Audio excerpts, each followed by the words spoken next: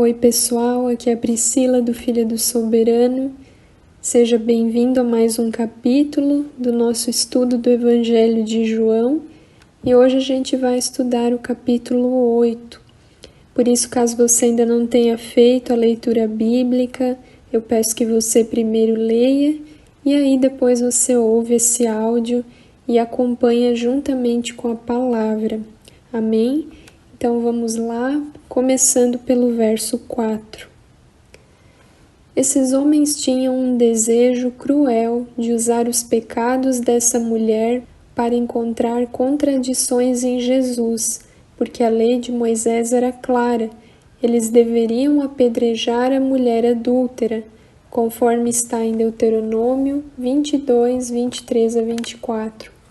Com base na resposta que o Senhor Jesus lhes daria, eles teriam motivo para denunciá-lo.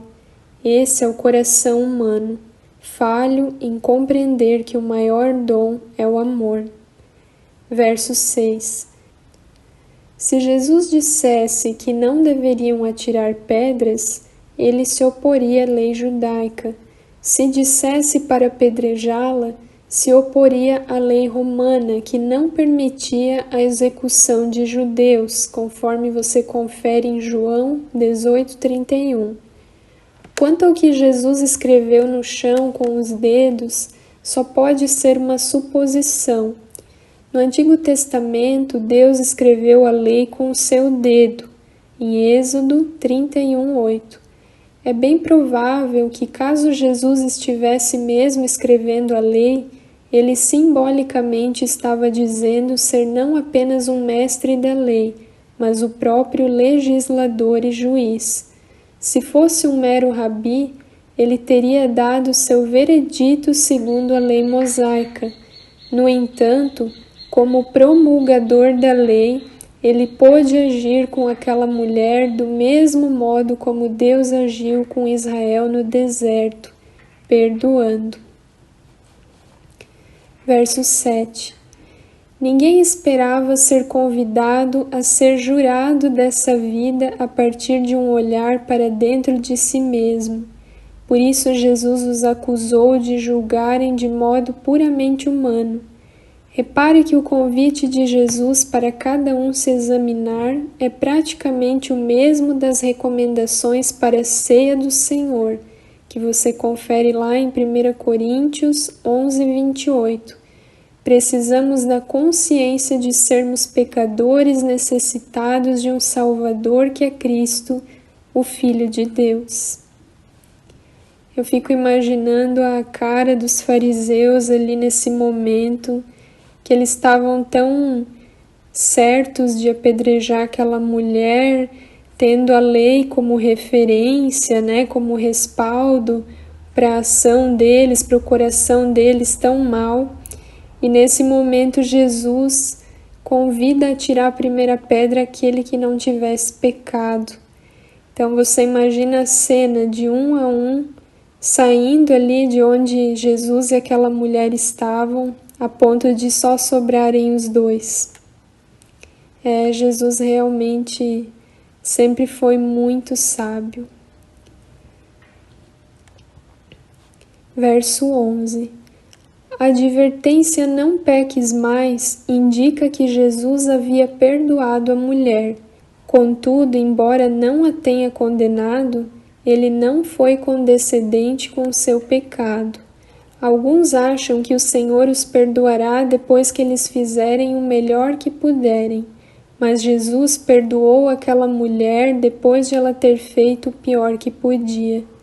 Jesus nos ama como somos, mas nos ama mais ainda para permitir que continuemos aprisionados em nossos pecados. Por isso mesmo, a jornada com Deus envolve transformação e santificação.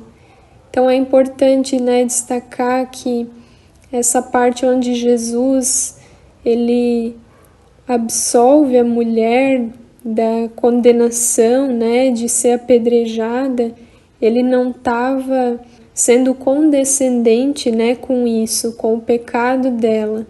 Na verdade, eu creio que Jesus ele estava aqui nos ensinando que a maior lei é o amor. E ele também diz que ela não deveria pecar mais.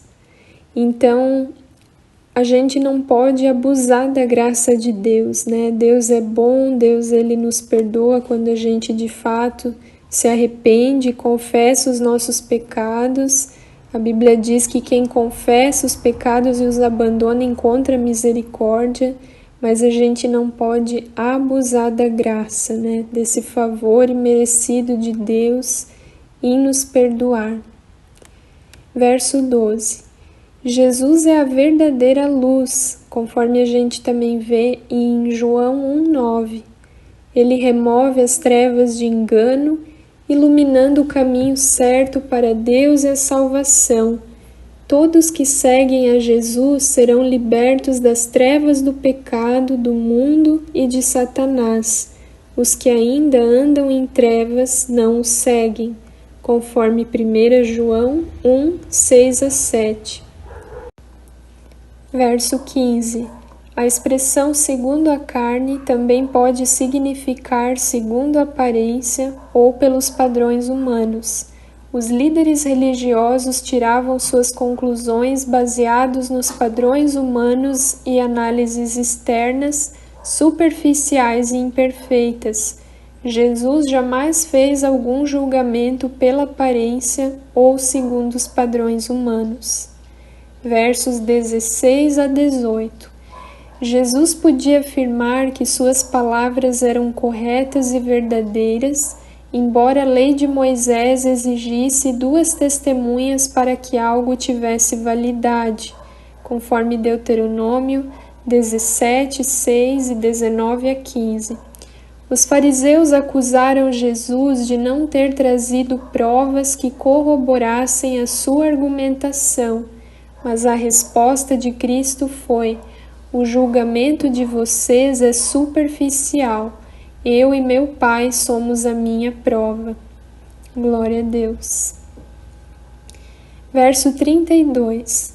Aquele que permanece na palavra de Deus conhece a verdade.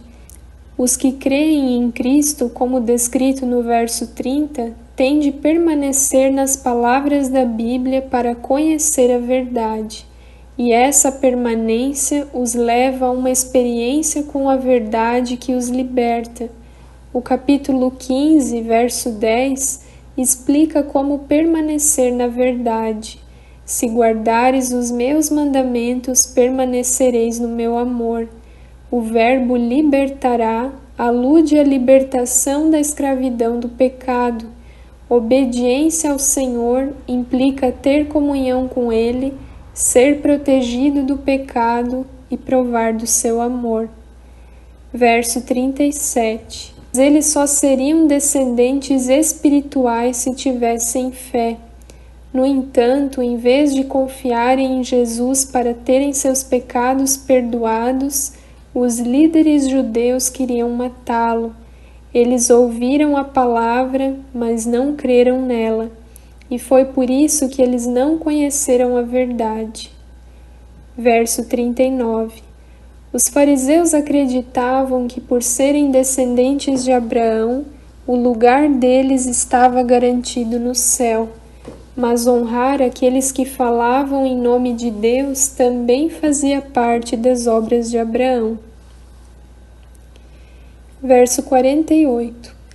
Os líderes judeus acusaram Jesus de ser samaritano e de ter demônio. Eles aproveitaram para fazer a mesma acusação que Jesus fizera contra eles antes, ou seja, de não serem filhos de Abraão e sim do diabo. A discussão entre Jesus e os líderes judeus ficou muito acalorada, e os ânimos por parte dos fariseus se alteraram tanto que eles deixaram de lado a razão. E por último, versos 58 e 59. Quando Jesus disse, "Eu sou", Jesus não estava dizendo que viveu antes de Abraão, ele estava dizendo que era eterno, que era o próprio Deus. Nessa hora, os líderes judeus entenderam que Jesus estava dizendo que era Deus e por isso pegaram em pedras para apedrejá-lo por blasfêmia. Nossa, algo muito sério, né? A gente vê o quanto a religiosidade dos fariseus cegou eles, a ponto de, como eu tenho comentado nos capítulos anteriores, a ponto de eles ficarem totalmente cegos espiritualmente, de perderem toda a razão. Eles queriam encontrar em Jesus um motivo para acusar ele de qualquer forma, e tudo que ele fazia e falava era debaixo de muita perseguição dos líderes religiosos, e tão cegos eles estavam que mesmo com tantos milagres, sinais e maravilhas e com toda a sabedoria de Cristo e os ensinamentos dele, eles não conseguiam enxergar, na verdade não queriam admitir que eles estavam errados e que Jesus era e é o Filho de Deus realmente, o Messias ungido. É bastante forte esse capítulo, ele tem muitos versículos, então eu tive que resumir o máximo que eu pude.